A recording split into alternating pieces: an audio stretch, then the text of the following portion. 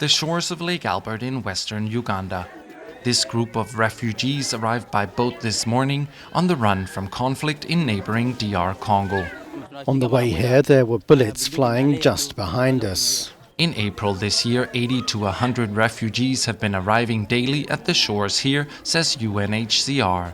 Today I have so far registered 86 individuals. The newly arrived refugees seem certain that they will be welcomed in Uganda. I came here to get help because I heard that in Uganda you will be helped as a refugee.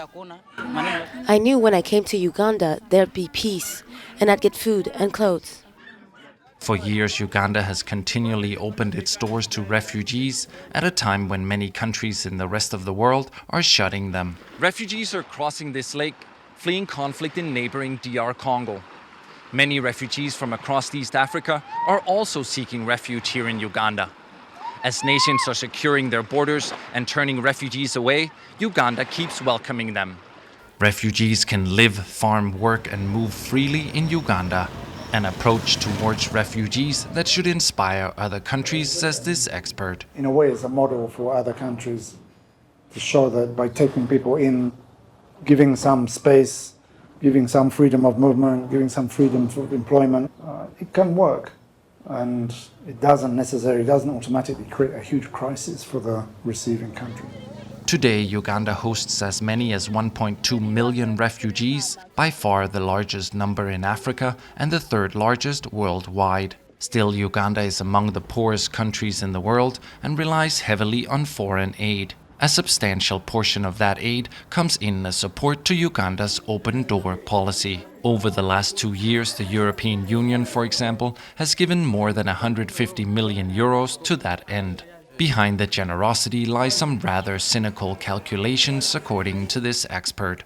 It would be surprising if there isn't some degree of self-interest in supporting Uganda to keep people here rather than having a situation where it's untenable to stay in Uganda and you have to look north. The EU's ambassador to Uganda explains. Significant amount of money have been given to Uganda to support this very, very progressive policy. Accepting refugees coming from a neighboring country, we should just welcome that. We do that when it happens in our immediate neighborhood. Uganda is doing that, welcome. Then we will have to help. Of course, in the process, fewer refugees will take the route of Europe. Back at the shores of Lake Albert, this day's arrivals are ready to be taken to their new home, a nearby settlement where they're given a small plot of land and the necessities to build a new life and a roof over their heads. For now, they have found refuge at a friendly neighbor who's supported by wealthy distant cousins in the north, uneasy about them turning up on their doorstep. Jorgen Samso from the shores of Lake Albert in Uganda for Euronews.